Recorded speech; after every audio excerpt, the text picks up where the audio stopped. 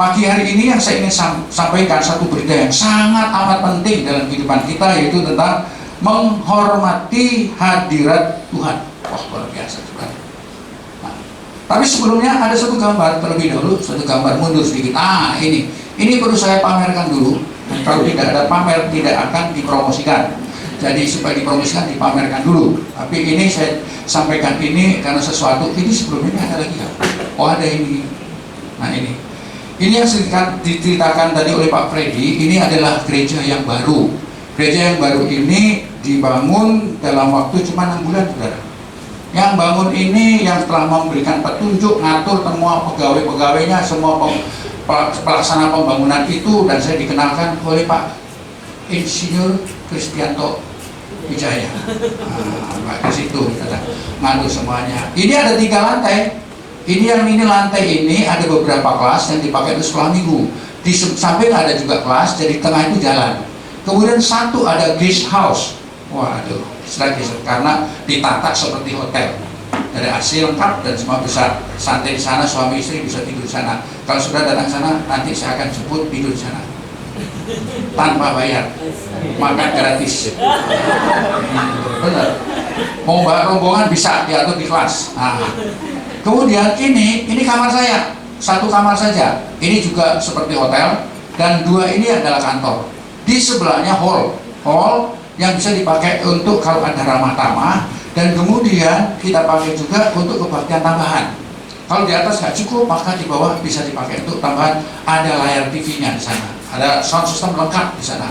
Setiap kelas ini ada sound system lengkap, AC lengkap, semua lengkap. Jadi tidak kurang apapun. Di atas ini adalah hall untuk ibadah umum. Nah, itu kapasitas kira-kira 270-an. Ya, 270-an. Di bawah ini kira-kira bisa 150-an. Di bawah kalau dipadatin. Nah, kemudian supaya orang tua itu tidak naik begini, naik tangga begini, maka di belakang ada lift. Liftnya itu lift buatan Jepang. Keren ya. Ini luas 750 untuk parkir. Ini juga PR, saudara. Ini PR. Mau saya ini parkir ini jangan kepanasan. Sayang mobil-mobil bagusnya kepanasan ya. Saya bisa boleh ya. Jadi ini saya mau tutup ini. Saya tutup, di atas ini bikin hall. Ya, ini untuk kelas-kelas komisi, ini untuk hall untuk kebaktian umum. Kalau Tuhan kehendaki, kalau saya masih ada. Kalau Tuhan suruh panggil pulang ya nggak bisa. Itu cuma mimpi, saudara. Nah, ini pun juga hasil mimpi. Ini juga hasil mimpi. Sebelumnya seperti ini. Tempat kita kebaktian seperti ini. Gubuk seperti ini. Ini terdiri dari bambu, atasnya ya ini seperti gini. Kita pakai itu selama 8 tahun. 8-9 tahun kita pakai gubuk. Kemudian ini berdiri. Ini sudah 3 tahun berdiri. Ya ini dibuatnya 6 bulan, cuma 6 bulan. Pak Kris dengan Pak Rudi kerja keras. Saya bilang, bisa sampai berapa bulan? Oh, kira-kira 1 bulan. Enggak, saya nggak mau. 3 bulan nggak perlu. 3 bulan. Loh, iya di Sungai Kencana Bethlehem 3.000 meter 4 bulan. 6 bulan, 4 bulan. 4 bulan. Iya. Nah, ini berapa bulan? Ini cuma 300 meter, 600 meter. Cuma sedikit, ribuan aja cepat, apalagi ratusan. Oh, jangan dong, udah lama. Ya, udahlah, 6 bulan aja. Oke, 6 bulan persis. Luar biasa. Prinsip saya, pekerjaan Tuhan harus selesai. Untuk gereja, kita yakin gereja tidak pernah bangkrut. Setiap kita kalau punya tempat ibadah yang lebih permanen, lebih baik, mereka lebih betah. Amin, saudara. Lebih senang kan? Oh, kalau kita mau ke belakangnya bersih. Waduh, mau parkir aman. Mau gereja, waduh, AC full, nggak ada baling-baling begini, nggak ada lagi. Udah baling-baling ini membuat kita pusing kadang-kadang. Udah AC, waduh, sound sistemnya bagus, tayangannya bagus, kan senang kan? Itu, jadi lebih betah lagi. Khotbahnya mantap, wah luar biasa. Itu yang kita rindukan, makanya harus selesai. Jangan nggak selesai. Biasanya buat nggak selesai apa? Di dalamnya bertengkar, ribut. Jangan, mesti kompak. Amin. Di mana 2-3 orang berhimpun bersatu, maka Allah akan mencurahkan berkatnya. Luar biasa. Nggak perlu ribut, nggak perlu, masing-masing memang berbeda, tapi nggak perlu ribut. Kerjakan dengan senang hati, pasti Tuhan akan memberkati. Oke, nah ini sedikit naik baru pamer. Nah ini anak mantu yang paling ganteng di seluruh dunia. Nah, ini orang dari Paman Sam, asli, masih asli Paman Sam, nggak ada campuran. Jadi sekarang baru bisa sedikit bahasa Indonesia papanya. Ya, Pi mau bikin kopi, wah itu baru bisa. Senang. Ini anak saya yang dulu pernah saya ajak ke Tubanggunya, masih ingat ya? Ini masih pernah ini. Ini yang pertama, anak pertama. Ini adalah istri satu-satunya paling cantik buat saya yang pernah di sini. Ya, ini paling saya suka dengan dia. Saya bingung kalau saya ditinggal dia mau gimana. Saya udah kebingungan. Malah saya berdua begini. Berdua kita katakan nanti kalau kita dipanggil sama-sama aja dipanggil ya. Saya jangan ditinggal. Kenapa? Dia ini pegang uang, saudara. Saya nggak bisa pegang uang. Ya, saya nggak bisa. Kalau uang saya pegang habis, cepat habis. Jadi dia harus jadi bendaharanya. Terus dia suka ngatur, segala ngatur. Beli baju, kalau saya nggak ada dia nggak bisa beli baju saya. Soalnya bingung. Kadang-kadang celananya hitam, bajunya merah, nggak cocok kadang-kadang. Merah, baju celananya kuning, waduh bingung saya. Nggak bisa, ini yang paling bisa membuat. Nah ini anak saya yang kedua, ini anaknya yang pertama. Anak saya yang kedua ini juga anak saya yang sekolah ngaji. Jadi ini nggak ngajar, ya ini saja yang ngajar sekolah international school. Ini juga ngajar di international school. Ini suaminya. Nah ini yang laki ini anaknya dia. Ini digendong aja. Nah ini anaknya yang pertama juga. Jadi dia baru satu, sekarang udah dua. Jadi saya punya cucu 4, 2 laki, 2 perempuan. Wah puji Tuhan, Tuhan berkati. Kenapa saya pamerkan, saudara? Kenapa? Anak pendeta itu nggak bahagia, saudara. Artinya apa? Ada kekurangannya. Tapi Tuhan pelihara dengan baik ini. Tuhan, Bapak saya. Tuhan pelihara dengan baik, luar biasa. Iya. Itu sebabnya saya mau pamerkan. Ini bukan anaknya orang kaya. Anak saya yang satu ini pernah ada satu pergumulan yang luar biasa. Dia katakan, Papi, kita ini karena melayani pendeta miskin. Saya bilang, stop, jangan bilang anak pendeta miskin. Anak pendeta memang nggak punya uang, tapi diberkati Tuhan. Dia bilang, bukan miskin, diberkati. Bertahan akhirnya. Dua-duanya banyak cerita, tapi saya nggak cerita di sini, itu terlalu panjang. Ini saya, ini tampang saya, sampai sekarang ya begini, saudara nggak akan berubah. Ya. Jadi kalau melihat saudara mau berubah, ya saya nggak berubah, gitu aja. Selanjutnya, tentang ini penting, menghormati hadirat Tuhan. Ini sangat penting, saudara. Saya sampaikan sangat penting. Menghormati hadirat Tuhan. Bukan hanya menghormati manusia, atau hadirat sang siapa. Biasanya kata hadirat itu ditujukan kepada satu oknum yang tinggi, yang terhormat, hadirat di hadapan hadirat sang raja, kan gitu kan. Kata hadirat itu, kata Ibrani itu berarti itu panim. Panim itu wajah, hadirat itu wajah, atau diganti dengan di depannya. Jadi di hadirat itu berarti di wajahnya, di depannya begitu. Adonai itu Allah Tuhan. Jadi paling Adonai biasanya pakai begitu. Nah ini gambarannya seperti waktu di Taman Eden. Di Taman Eden itu manusia ada di dalam hadirat Tuhan, nggak nampak, tetapi di depan wajahnya Tuhan, bisa bercakap-cakap dengan Tuhan. Tapi setelah manusia jatuh di dalam dosa, nggak ada di dalam hadirat Tuhan, diusir ke bumi yang penuh dengan penderitaan. Dulu di hadirat Tuhan, sekarang ada di bumi. Tapi kita bersyukur dengan kelahiran Yesus. Yesus lahir ke dalam dunia, artinya Allah yang tidak kelihatan, yang dulu nggak sama-sama dengan manusia, sekarang datang di tengah manusia. Hebat ya saudara? Hebat itu. Jadi kehadiran Yesus itu bukan hanya sekedar kita rayakan hari Natal. Itu merupakan Allah yang hadir di tengah manusia dengan wujud yang bisa kita lihat. Luar biasa, itu hadir. Makanya penting sekali kita menghargai hadirat Tuhan. Nah, Yesus kan naik ke surga kan? Nah, saudara yang hadir siapa? Yesus kan naik ke surga kan?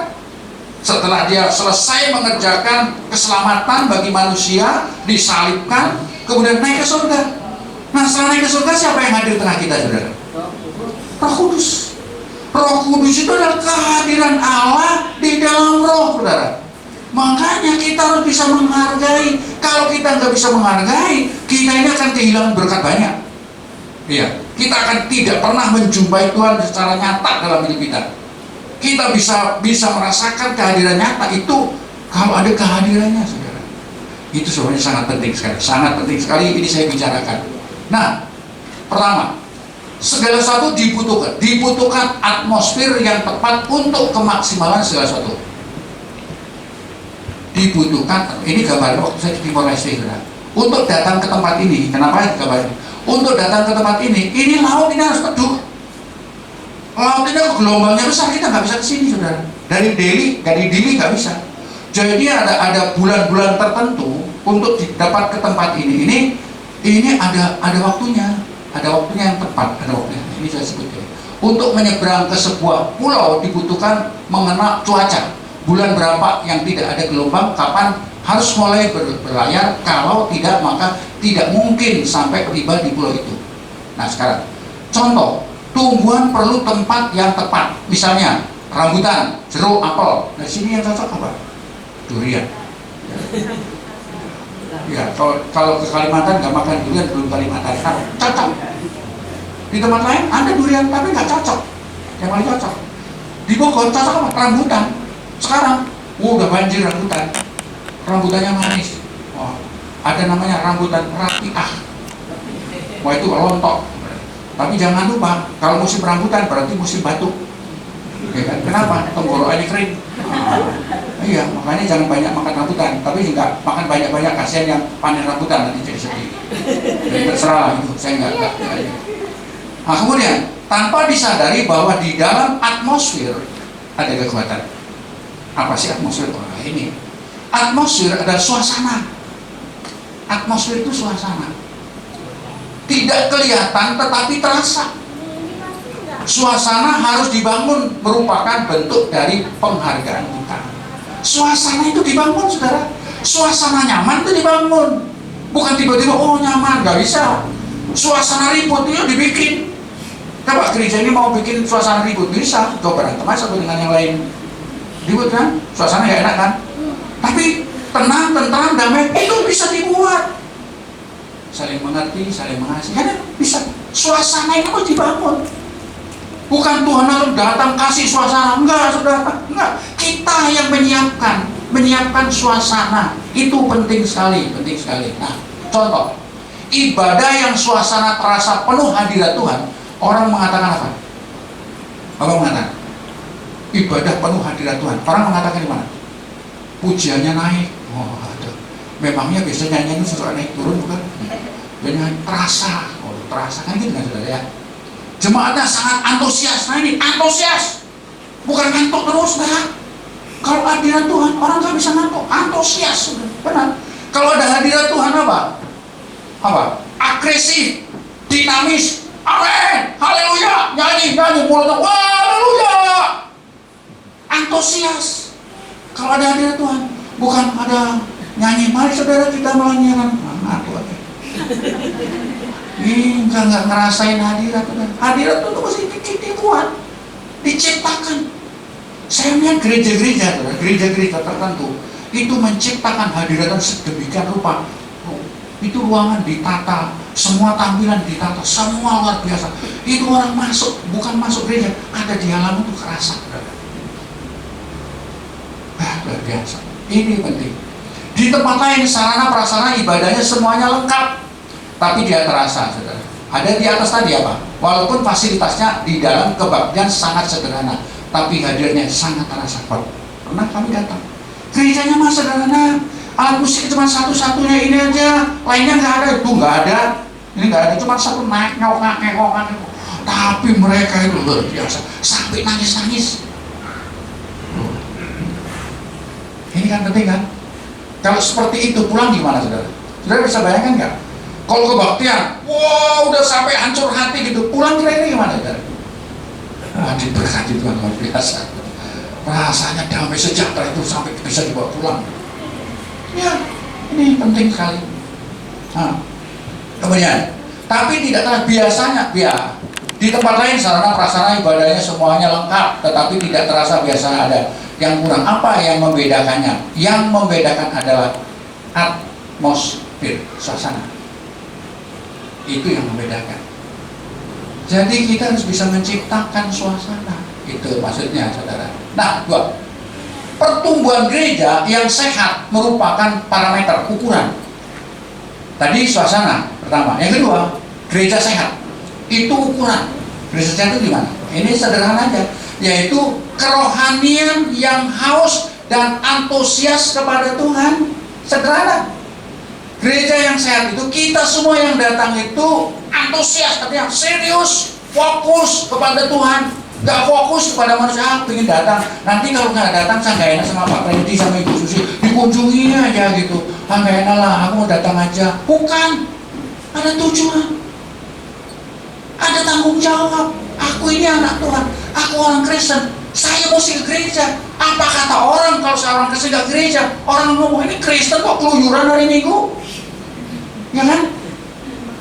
Lu ini Kristen tapi kok nggak kasih persembahan, pelit amat ini. Nggak enak. Itu tanggung jawab, itu sudah kita sadari, begitu kan? Kristen ribut lagi, gereja manis, nanti di rumah berantem lagi. Itu di jalan lu ngomongin siapa itu? Wah, gosip itu, malu. Kan? Maka begitu.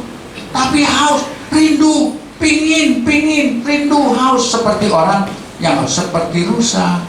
Seperti rusa rindu sungaimu. Sungai apa? Sungai kehidupan. Luar biasa. Cari Tuhan, rindukan Tuhan. Nah ini, jadi gereja saya itu merindukan Tuhan, mencari Tuhan, mencari wajahnya Tuhan, mencari hadirat Tuhan. Itu antusias. Nah kemudian apa? Antus kepada Tuhan. Wah, luar biasa. Ini saudara. Ya, pertanyaannya, apakah Tuhan itu feel at home di tengah-tengah kita? Feel at home, aduh keren juga ya. Ya supaya khotbahnya keren itu harus ada bahasa yang keren.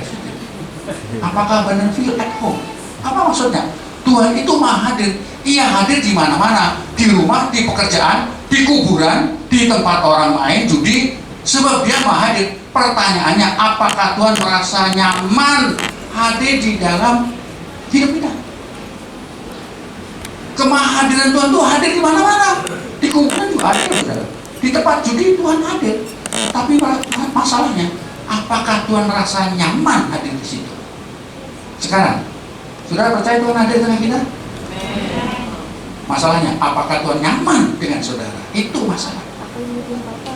Saudara duduk, saudara berpikir, saudara mau isi Tuhan. Tuhan tahu. Kalau kita serius, kita fokus, Tuhan nyaman.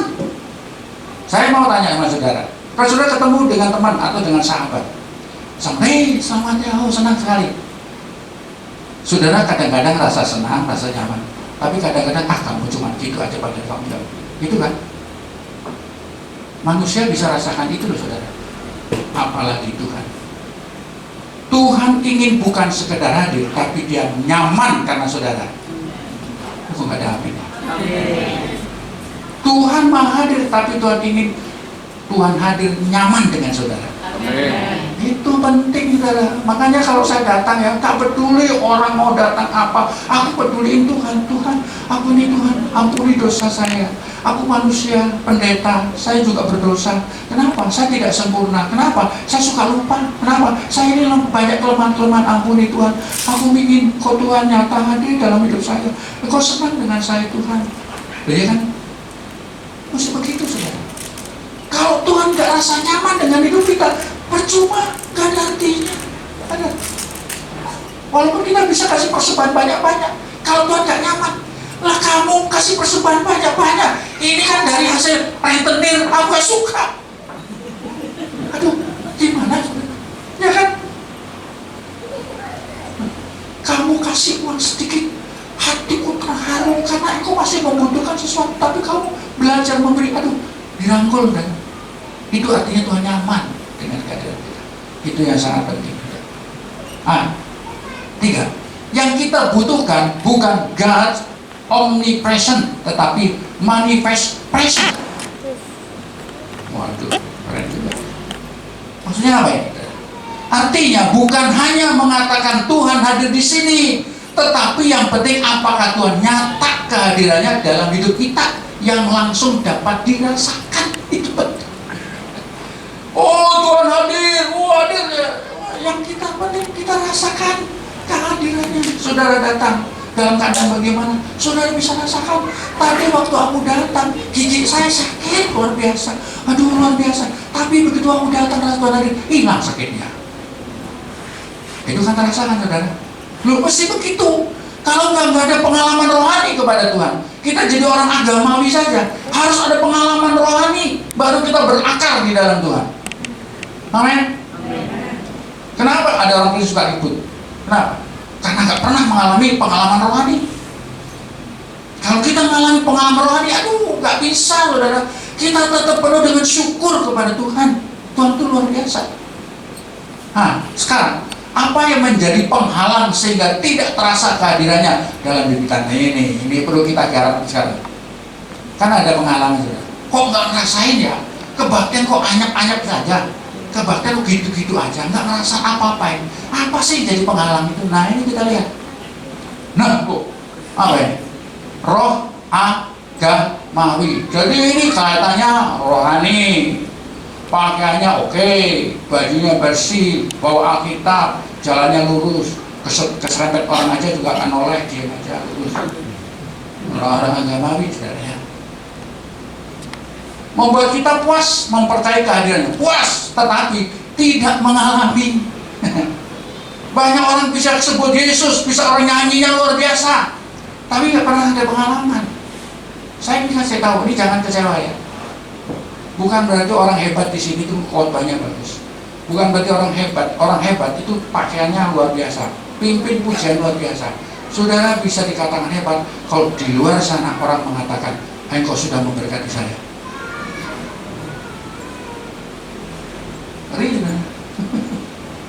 Makanya ini penting. Nah, misalnya gambar. Yang sakit tetap sakit, seolah-olah tidak ada karunia. Gereja puluhan tahun sakit-sakit, malah pergi ke mbah dukun. Katanya pergi orang pintar. Kenapa disebut orang pintar? Kenapa? Karena yang datang blow on. Makanya disebut orang pintar, ya kan? Sudah Kristen tanya Pak Dukun, kenapa? Nggak ngerasa. Soal Tuhan itu cuma impian, Tuhan itu cuma agama, Tuhan itu cuma pelajaran agama, tapi nggak nyata. Padahal mujizat masih terjadi, saudara. Yesus tidak pernah berubah, sekarang pun juga tidak berubah, mujizat tetap sama. Nanti kalau sakit-sakit, saudara yakin sembuh tidak? Yang benci tetap tidak mengampuni. Nah, dulu benci, sekarang duduknya nggak mau dekat-dekat, tetap aja di gereja masih ada kebencian. Dan yang nggak ngalami jamahan Tuhan yang serius.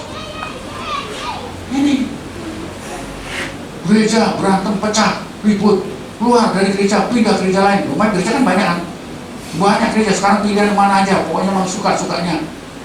Masalahnya apa? Masalahnya sama. Kalau kita bawa kebencian, bawa kemana tetap aja kebencian, ikut-ikut aja. Bukan berarti kalau di sini ada kebencian, pergi gereja lain, kebencian tinggal di sini. Oh enak aja, enggak, dibawa ke sana. Kenapa? Nggak ngalami hadirat Tuhan, nggak ngalami zaman Tuhan. Kemudian apa? Dan mohon ampun, yang kepahitan tetap aja masih tidak aktif. Yang main judi tetap aja sembunyi-sembunyi, tidak bisa bergaul dengan yang lainnya. Yang merokok tetap aja bodoh, merusak diri. Yang berdosa tetap merajalela, yang berzina tetap kebal muka. Ini keadaan yang tidak pernah mengalami jamahan hadirat, tidak ada pengalaman. Saudara rindu nggak punya gereja seperti itu? Enggak kan? Kita rindukan di mana? Gereja Tuhan mengalami hadirat Tuhan. Itu yang kita rindukan. Saya juga di gereja yang kecil di sana, saya nggak mau cuman upacara-upacara gitu, harus ngalami. Saya dulu puasa, kalian harus puasa. Ngalami, kita rindukan, haus akan hadirat Tuhan. Betul. Sekarang kalau orang sakit doain, sembuh, udah sembuh, udah enak sembuh, udah. Ya kan? Ada rokok, berhenti, jangan rokok, bertobat. Mau berhenti, enggak. Jadi nggak usah diulang-ulang. So, kita harus ngalami hadirat Tuhan yang sebenarnya.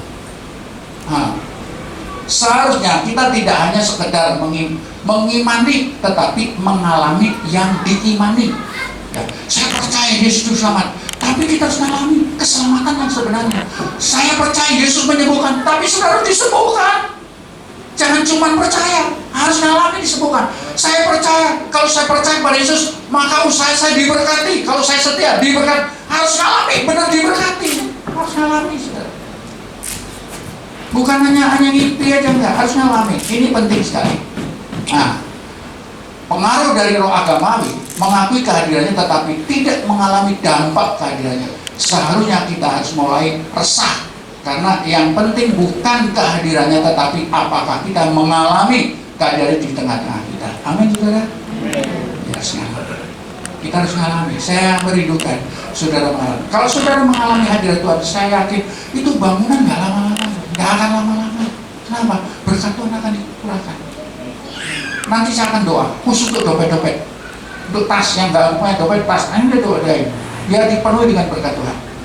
Ya, saudara akan mengalami. Saya pernah bangun yang kecil itu, cuma tadi yang keluar, sudah. Kenapa keluar? Wah, pasti Pak Suganto nanti kalau bangun ini saya akan ditekan untuk bayar harus dana ini, dana itu. Aku sih gereja akan keluarkan dana macam-macam. Keluar takut, tapi saya nggak pernah minta mereka. Saya berdoa biar dompetnya diberkati, tokonya diberkati, tokonya buka satu, buka lagi, warungnya buka lagi. Mereka kerja, berkatnya ditambah, diberkati, dan mereka ringan aja kasih persembahan. Ini penting, itu pengalaman itu harus terjadi. Kalau orang Kristen miskin terus, bagaimana orang dunia ngomong, saudara? Orang bukan Kristen bisa kaya kok. Benar nggak, saudara? Ya kan? Tuhan pasti memberkati. Bukan saya mengajarkan tentang apa itu Kristen kemakmuran, bukan. Itu udah janji Tuhan. Kita diberkati, bukan diberkati. Cukup makan, cukup jalan-jalan, cukup keluar negeri. Cukup, semua cukup. Amin. Oh iya, cukup itu, saudara. Kasih kolektor cukup, kasih persembahan cukup, korban banyak cukup, semua cukup. Benar nggak? Nah iya, itu Nah, seharusnya di mana Tuhan hadir, semua akan terjadi. Kesembuhan terjadi, mujizat terjadi, kemungkinan bisa terjadi. Suatu kegerakan rohani yang terbesar di Pensacola. Itu orang-orang sudah ceritanya saya dengar, ini benar, memang ceritanya benar. Itu orang setir mobil taksinya di minggir langsung bertobat, sudah. Gedung besok tutup, kenapa? Gak ada orang, mereka semua pergi ke gereja. Itu gerakan yang besar sekali. Kemudian di Korea Selatan, wah, ini yang saya pernah lihat. Di Korea Selatan, orang kalau mau pergi gereja itu lari, pulangnya santai. Kalau saya lihat di Indonesia bukan, berangkatnya santai, pulangnya lari, belum kebaktian udah lari dulu, terbalik. Aduh, ini bukan orang haus, bukan orang rindu, ini orang-orang yang agamawi lah gitu ya. Itu sampai kebaktian 4 kali 5 kali, itu kebaktian kedua ketiga itu diakan begini, orang udah ngantri, jadi pakai pegangan tangan itu dijaga. Begitu selesai, sudah sepi semuanya, keluar dari gedung, keluar semua, itu dilepas, itu seperti air ngalir, itu ada yang jatuh sampai berdarah. Saya lihat itu darahnya, karena begitu antusiasnya datang ke gereja. Gimana, saudara? Datang cepat, udah kebagian jam 9, baru jam 9 lewat 10 baru siap-siap dari rumah. Gimana kan telat, saudara? Nanti tanya, kenapa kok telat? Macet, apanya macet? Berangkatnya macet, ya kan? Terus karena udah, kalau sudah selesai, khotbah selesai, tutup mata semua, langsung lihat kiri kanan, mumpung Pak Freddy belum kelihatan, Mas. Padahal itu doa berkat itu penting, sangat penting. Itu terakhir ditutup berkat. Alkitab menuliskan berkati umatmu. Itu ada itu, saudara. Berkat itu penting. Tapi banyak orang-orang Kristen itu gosot aja gitu. Udah. Nah ini terus terjadi. Nah, di halaman sudah merasakan ada hadirat Tuhan. Apa yang membedakannya? Nah ini ya. Yang kedua, banyak orang percaya tidak menyadari bahwa mereka tidak menghormati hadirat Tuhan. Ini masalah. Makanya saya katakan menghormati hadirat Tuhan penting sekali. Kata hormat itu penting. Kenapa? Loh, Allah itu ciptakan langit bumi loh. Allah itu yang membuat kita manusia. Kalau nggak ada Tuhan, nggak ada kita. Udah gitu dia tinggalkan surga yang mulia itu datang ke bumi. Masa kita nggak hormat sih? Saya aja dihormati, yang datang dari Bogor dihormati. Nah Tuhan kok nggak dihormati gitu kan? Mesti dihormati. Makanya gereja harus bersih ya. Aduh kan, karena hadirat Tuhan. Gereja harus benar ditata. Saya paling nggak suka kalau gereja kotor. Kenapa? Kita ini menghargai hadirat Tuhan. Di Bogor kalau sudah ke gereja, orang-orang jangankan polisi kalau masuk gereja sepatunya dicopot. Saya bilang, Pak, macam dicopot Pak, ini bukan enggak. Kenapa? Licin, bersih. Untuk siapa? Untuk Tuhan. Kalau yang kerja nggak kerja, saya yang kerjain. Iya, kenapa? Pikiran saya ini selalu untuk Tuhan aja. Semua untuk Tuhan. Untuk Tuhan. Tuhan hadir kapan aja. Saya tidur dia hadir, saya jalan dia hadir, di mana aja dia hadir. Saya tuh hargai. Gitu. Maleakhi, seorang anak menghormati bapaknya dan seorang hamba menghormati tuannya. Jika aku ini bapak, di manakah hormat yang kepadaku itu? Tidak, Bapak kami di surga. Kalau dia itu bapak, bagaimana hormat kita kepada bapak? Orang Jawa mengajarkan menghormati orang tua, panjang umur, diberkati, gitu kan saudara? Kalau menghormati gimana? Jangan harap diberkati, jangan banyak umur, ya pendek umur lah. Siapa yang mau pendek umur? Ada yang mau.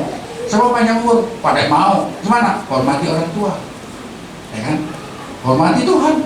Nah, kemudian jika aku ini Tuhan, di manakah takut yang kepadaku? Itu firman Tuhan semesta alam. Waduh, kepada kamu, hai para imam yang menghina namaku, tapi kamu berkata dengan cara bagaimana kami menghina namamu? Imam itu kan pendeta juga. Tapi Tuhan mengatakan dalam 1 Petrus, kamu adalah imamat yang rajani. Kamu dulu di luar sekarang dipanggil oleh Tuhan menjadi umatnya Tuhan, imamatnya Tuhan. Luar biasa. Sudah itu imam dong. Harus bisa menghargai Tuhan. Waduh, luar biasa. 7. Kamu membawa roti cemar ke atas mezbahku, tetapi berkata, dengan cara bagaimanakah kami mencemarkannya? Ini saya singkat aja. Orang ini sudah berbuat salah, tapi nggak nyadari. Bagaimana saya berbuat? Oh, sudah Tuhan katakan kamu ini menghina, tapi nggak nyadari. Nah, maksud saya apa? Orang yang tidak sadar, tidak menghormati Tuhan itu lebih parah, saudara. Makanya kita datang kepada Tuhan harus dengan hati yang hormat kepada Tuhan. Amin, saudara. Tuhan itu tahu hati kita. Kita duduk berpikir dalam hati itu tahu semua. Jadi jangan pikir nanti kita duduk pikirannya sudah kemana-mana. Aduh saya kesel itu utang gak bayar-bayar itu, aduh luar biasa sama. Pokoknya pulang dari gereja omel-omelin. Nah itu Tuhan tahu sudah. Itu udah gak menghormati. Ya. Selanjutnya. Perilaku kita adalah ekspresi dari apa yang sesungguhnya kita percaya. Coba sama istri kasar itu gimana? Istri kan memang makhluk yang lemah. Udah kadang-kadang istri lebih cerewet daripada suami kan ya? Benar nggak saudara? Oh enggak ya? Suami lebih cerewet dari istri ya? Loh nggak ada jawaban ya? Yang mana yang benar ini? Saya susah jadinya. Iya. Waduh ngomel. Kalau pacaran sih enggak saudara. Kalau masih 1 tahun 2 tahun itu mesra-mesraan, deket-deketan. Tapi udah lama, apalagi udah tua. Aduh udah tua lu cerewet. Udah ngomong kalau nggak keras nggak dengar. Karena pendengaran sudah mulai lambat, saudara. Ini makan aja nggak panas sudah ngomel, nggak sediain ngomel. Waduh, udah repot. Bapak yang tambah tua repot. Tidurnya udah masing-masing nggak mau deket-deket. Kenapa panas katanya? Iya kan? Udah gitu deket-deket. Kalau dulu masih muda minyaknya minyak wangi, sekarang minyak angin. Apa? Pusing atau dekat? Susah, iya kan? Ngomel, nah sudah gimana ini? Ini perilaku loh, perilaku itu dinilai Tuhan. Jadi bukannya pikiran hati, perilaku dinilai Tuhan. Bagaimana kita kepada sesama kita, ya kan? Hormatnya sama kepala sedang, hormat gak sama saudara seiman, hormat gak sama adik kakak dan di dalam keluarga. Itu dinilai oleh Tuhan, bukan oleh manusia. Itu adalah menciptakan sesuatu. Apa tadi? Ciptakan apa? Atmosfer. 3. Menghormati keberadaan Roh Kudus dalam. Nah ini lebih tingkat tinggi lagi. Roh Kudus dalam seharian kita sama dengan menghormati Tuhan di kebaktian hari. Sikap kita terhadap Roh Kudus sama dengan sikap kita terhadap Allah Bapa dan Yesus. Saya mau tanya, Roh Kudus ada di mana kita? Di mana Roh Kudus? Di surga? Ada di sini? Siapa yang terima Yesus? Angkat tangan. Sudah terima Yesus, sudah terima Yesus. Sudah terima Yesus, angkat tangan. Lu tangannya kenapa? Tangan kenapa? Lu kok masih ada yang nggak angkat tangan? Saya mau angkat tangan semua. Saya angkat tangan, masa nggak angkat tangan? Loh, berarti nggak tahu ya Roh Kudus siapa? Itu Yesus siapa? Kalau kita percaya Yesus, kita terima Yesus, berarti Roh Kudus ada dalam hati kita. Kalau Roh Kudus ada di dalam hati kita, setiap langkah kita selalu diawasi. Pikiran kita dikontrol, hati kita dilihat, dan selalu ada bersama dengan kita. Makanya kita harus menghargai. Roh Kudus bisa kecewa nggak? Bisa nggak? Salah satu firman itu mengatakan, jangan mengecewakan Roh Kudus yang ada di dalam kamu. Tidak tahukah kamu bahwa tubuhmu adalah bait Roh Kudus? Roh Kudus ada di dalam kamu. Kalau orang membinasakan, merusak Roh Kudus, merusak tubuhnya, maka akan dibinasakan oleh Tuhan. Ngeri Tuhan. Bagaimana kalau kita tidak menghargai Roh dalam kita bisa mengatakan Roh yang ada di dalam saya lebih besar dari apa yang di dalam dunia? Gak bisa, karena kita sendiri gak menghargai. Tapi kalau kita bisa menghargai Roh Kudus di dalam kita, kita harus katakan, setan apapun saya nggak takut, karena Roh yang di dalamku lebih besar daripada dunia. Amin, saudara. Perlu kita menghargai Roh Kudus dalam kita di dalam kehidupan sehari-hari. Contoh, keluarga saya sedang bermasalah dengan orang lain, sementara saya ada di situ. Mereka memperlakukan anak saya dalam kesempatan yang sama, sesungguhnya mereka sedang menyentuh hati saya. Misalnya Ibu Susi kan punya anak kan, anaknya lari-lari di gereja, ada di antara saudara di belakang, hei kan, tempel, pak, anaknya yang ditempelin, anaknya yang sakit. Ibu Susi ngerasain nggak? Gimana? Ngerasain nggak? Walaupun nggak bisa bela gitu, ngerasain nggak? Ngerasain. Nah sekarang juga begitu. Roh Kudus di dalam kita tidak hargai, saudara. Bapak di surga ngerasain. Kalau sudah Bapak di surga ngerasain begitu, jangan coba-coba minta, nggak akan dikubris. Iya, mari saudara.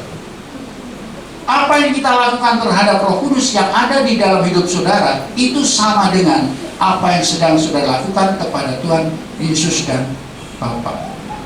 Mustahil dan suatu kebohongan besar kita dapat menghargai kehadiran Tuhan di dalam ibadah kalau kita tidak menghargai Roh Kudus di dalam keseharian yang ada di dalam kita. Membangun atmosfer itu tidak cukup dibangun di kebaktian, itu harus dibangun di dalam kehidupan keseharian. Amin, saudara. Jadi untuk menciptakan atmosfer itu bukan di gereja ini saja, di rumah, di masyarakat, di mana kita ada, itu sudah dibangun. Kita akui Roh Kudus dalam hati saya membawa Roh Kudus, saya harus bertanggung jawab. Tuhan ada bersama saya, jangan sampai aku mempermalukan Tuhan di dalam hidupku. Tuhan ada, saya harus memuliakan Tuhan di dalam hidupku. Saya harus kata jujur kepada setiap orang, saya harus berbuat baik kepada setiap orang, saya harus ngalah sama orang yang membenci saya, bahkan saya harus mengampuni mereka. Mesti begitu, saudara. Kalau kita ngeyel, maunya berantem, itu Roh Kudus itu sakit, saudara. Bukan gembalanya yang sakit loh, Roh Kudus yang sakit. Ya. Makanya kita harus bisa menghargai. Nah, kita harus menghormati Roh Kudus karena sikap kita terhadap Roh Kudus sama dengan sikap pada Tuhan.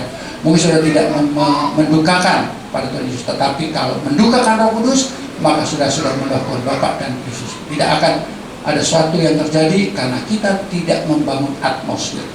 Tidak akan terjadi sesuatu kalau tidak membangun atmosfer. Penting sekali. Kalau kita tahu menghormati Roh Kudus dalam keseharian, pasti kita mudah berbicara, tidak mudah sembarangan. Begitu Tuhan dihormati, maka sesuatu yang ajaib akan terjadi.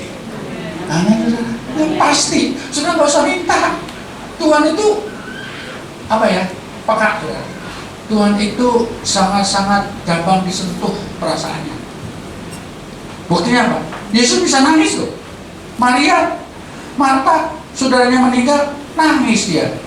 Loh, Tuhan kok bisa nangis? Artinya apa? Secara manusia tersentuh hatinya. Kalau saudara kesulitan, saya yakin Tuhan tuh kadang-kadang bisa nangis juga. Sedih lihat saudara. Dan Tuhan siap akan menolong.